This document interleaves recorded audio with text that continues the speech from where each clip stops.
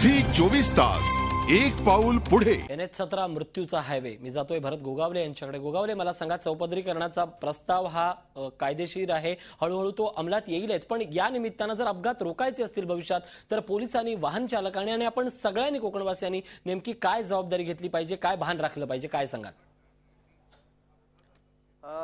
अत्यंत महत्त्वाचा मुद्दा आहे, कारण ही जबाबदारी पण आपली जनतेची पण आहे। त्यानंतर जे वाहन चालक आहेत यांची जबाबदारी तेवढीच राहते आणि त्यानंतर पोलिसांची त्याचप्रमाणे मोठ्या प्रमाणात थोडी जबाबदारी राहते, कारण काही वेगामध्ये जी काय वाहनं जातात किंवा का जातात त्यांना थोडंसं संयम पाळणं पण तेवढंच गरजेचं आहे। आणि काही नवीन वाहन चालक येतात, त्यांना ते रस्त्याचा अनुभव नसतो, माहीत नसते आणि वळणावरती फटकन मग कुठंतरी एका झाडाला ठोकतात किंवा खाली कटडा तोडून खाली जातात। असेही काही प्रकार होत असतात की ज्याला मुळामध्ये संपूर्ण रस्त्याची माहिती आहे, नेहमी ये जा चालू असते, तर तो थोडासा व्यवस्थित तो सांभाळू शकतो।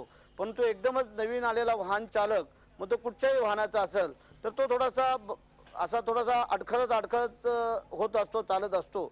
परंतु या सगळ्याला पर्याय की ज्या आता जवळजवळ 54 छोटे मोठे पूल आहेत की जे अवघड आहेत आणि जे ब्रिटिश काळामध्ये झालेले आहेत। काही ब्रिटिश काळाने पत्रव्यवहारही केलेला आहे की बाबा आम्ही जे बांधलेले काही पूल होते त्यांची आता क्षमता संपलेली आहे, तर तुम्ही आता तुमच्या शासनाने ते परत त्याला रिपीट करा, व्यवस्थित करा किंवा नवीन बांधा, हे त्यांना कळवलेलं आहे। म्हणजे हे सरकारचं मानसिकता होणं गरजेचं आहे की जेव्हा पत्रव्यवहार आपल्याकडे होतो 75 वर्षाचे 100 वर्षाचे ब्रिज की त्यावेळेला बांधलेले, नक्कीच एकूणच गोगावले की 100 वर्षा 150 वर्षापूर्वीच्या पुलाची आठवण ब्रिटिश सरकारला आहे, पण आपल्याच सरकारमध्ये, आपल्याच राज्यात असलेल्या रस्त्याची जाण जर सरकारला नसेल तर त्यासारखं दुर्दैव ते काय असेल। धन्यवाद गोगावले आमच्याशी बोलल्याबद्दल। आपल्यासोबत भरत गोगावले, शिवसेनेचे आमदार होते। खऱ्या अर्थाने हे अपघात थांबून आपण आपल्या जबाबदारीचं भान ज्यावेळी ठेवू त्याचवेळी खऱ्या अर्थानं आपण म्हणू शकू की यवा कोकण आपलाच असा। आजच्या प्राईम वॉच मध्ये इथंच थांबूयात। पाहत राहा झी 24 तास एक पाऊल पुढे।